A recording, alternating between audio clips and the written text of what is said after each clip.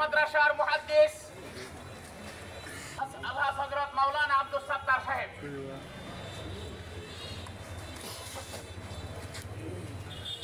সংগ্রামী তৌহিদি জনতা, আমরা সকলে অবগত আছি গত রাত্রে আমাদের তাবলীগ ভাইদের উপরে রাতের